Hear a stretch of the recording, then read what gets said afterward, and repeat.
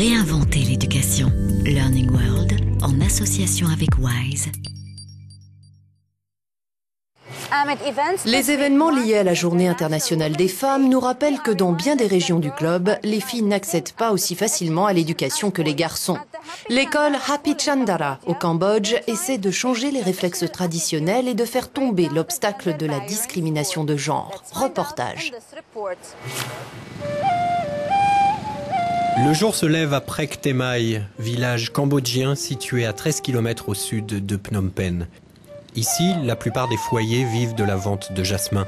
La pauvreté est telle que les familles font travailler leurs filles dès l'âge de 8 ans. C'est ce que faisait Ban Shrey Pish avant d'intégrer l'école Happy Chandara. Depuis la mort de ses parents, c'est son demi-frère qui veille sur elle.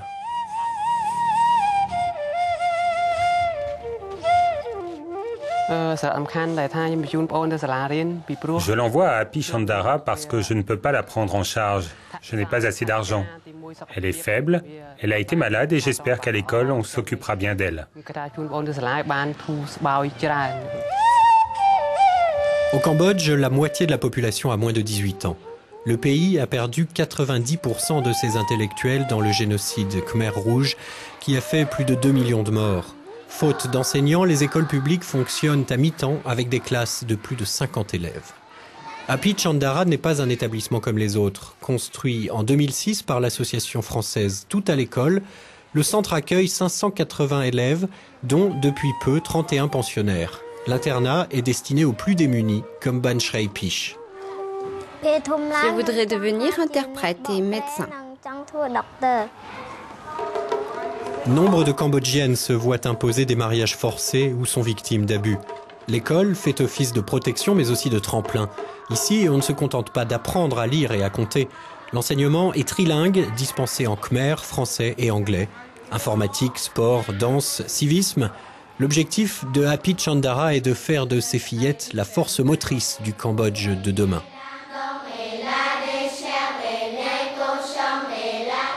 Dans le futur, nous pensons que nos petites filles vont devenir des avocats, des ingénieurs, des docteurs et elles servent leur pays. Les élèves prennent 3 repas par jour à l'école. Elles y bénéficient d'un programme sanitaire complet. Vaccination, soins dentaires. Chandara signifie le ciel et les étoiles. C'était le prénom cambodgien de Thea, la fille adoptive de Tina Kiefer. Présidente de Tout à l'école, l'ex-directrice de la rédaction du magazine Marie-Claire a promu ce projet. La rencontre de 2 femmes ont fait cette école. Celle qui nous a fourni le terrain, qui est cambodgienne aussi, et cette rencontre merveilleuse autour d'une petite fille. Et pourquoi Happy Chandara? Parce que Théa s'appelait Chandara. Pour convaincre les familles de scolariser les filles, l'association les dédommage en nourriture en leur distribuant des rations de riz et d'huile.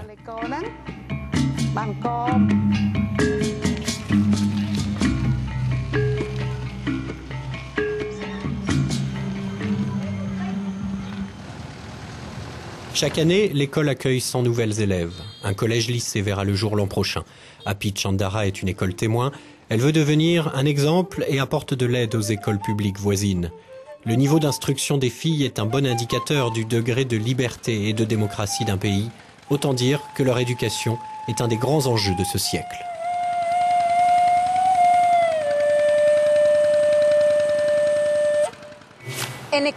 L'inégalité dans l'éducation n'est pas le monopole du monde en développement. Des déséquilibres persistent dans les sociétés occidentales. Au centre Renate en Norvège, le podium des défilés de mode est devenu une plateforme invitant les jeunes femmes à avancer à grands pas vers une carrière scientifique. Explication. Faire défiler des modèles de carrière est une approche créative parmi d'autres du centre Renate en Norvège.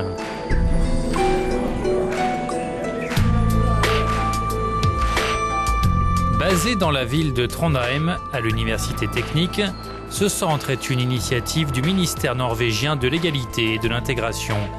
La mission de ces 7 employés, rendre les filières technologiques et scientifiques plus séduisantes pour les filles. Il y a très peu de filles dans ce type de filière et de carrière.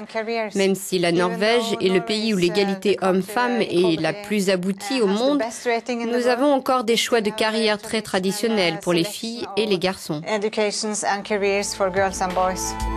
Camilla et ses collègues ont dressé une liste de femmes scientifiques, des modèles de carrière à qui les jeunes ou les écoles peuvent faire appel pour une présentation en classe. Parmi elles, Ida Haglen, docteur en technologie marine. On la voit ici intervenir devant une classe de lycée parrainée par le centre Renate, qui va suivre l'itinéraire de chacun des élèves, leurs études, leurs choix professionnels, leur carrière. Pour moi, c'est par coïncidence que j'ai entendu parler de cette carrière, de mon futur métier. Et aujourd'hui, je pense qu'il est très important d'informer les élèves sur toutes les options disponibles. Elle nous donne l'impression, en tout cas à moi, qu'on peut tout faire à partir du moment où on veut le faire. Sur fond de réchauffement climatique et de conquête spatiale, l'avenir s'annonce plein de défis pour qui choisit la filière sciences et technologies. Les ambitions des filles ne sont pas uniquement personnelles et égoïstes. Elles veulent faire la différence dans le monde et c'est exactement le genre de scientifiques dont nous avons besoin pour l'avenir. Mobiliser des mentors au féminin est ainsi devenu un pan crucial de la stratégie visant à attirer les filles vers les sciences et les technologies. Quelques femmes parviennent à percer bien au-delà de la périphérie de ces sphères dominées par les hommes. Le docteur Maggie Aderin Pocock est une spécialiste renommée de l'espace qui transmet à présent son savoir aux nouvelles générations d'aspirants astronomes. Nous l'avons rencontrée à Londres.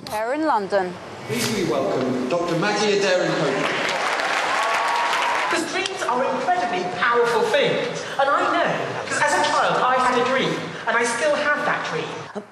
J'ai toujours voulu être scientifique spatial. Je regardais des dessins animés sur l'espace, j'entendais parler de Yuri Gagarin et Neil Armstrong et ça m'a donné envie d'aller dans l'espace un jour. Si vous saisissez les opportunités pour réaliser un rêve, vous serez surpris par ce que vous pouvez accomplir. Je l'ai été, vous pouvez l'être aussi.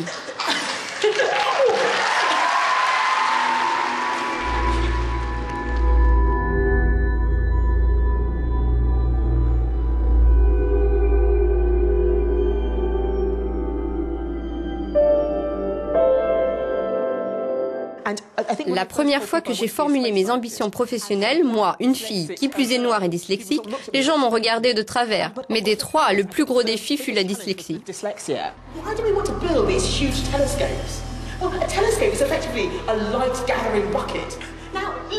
Et voilà, la petite Maggie dyslexique de Londres.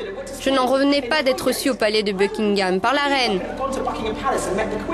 La première chose qu'elle m'a demandé, c'est « Alors, que faites-vous dans la vie ?» Et j'ai dit, je suis une spécialiste de l'espace. Et la reine a dit, oh!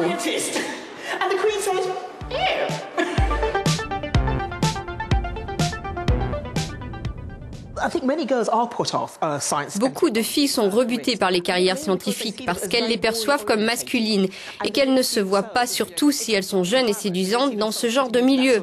Donc il faut les encourager et dépoussiérer l'image du vieux scientifique fou.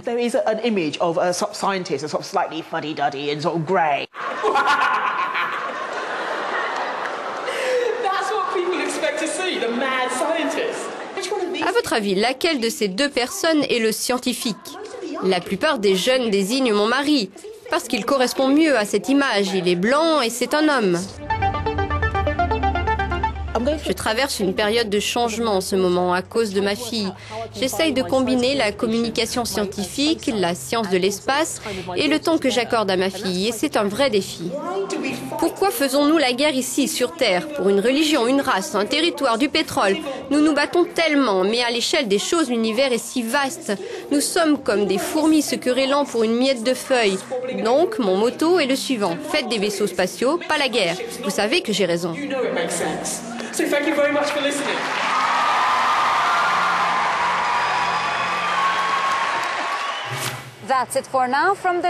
C'est tout pour Learning World. On se retrouve la semaine prochaine pour d'autres reportages passionnants. Et bien sûr, vous retrouverez toutes nos éditions sur notre site internet. Learning World, en association avec WISE, une initiative de Qatar Foundation.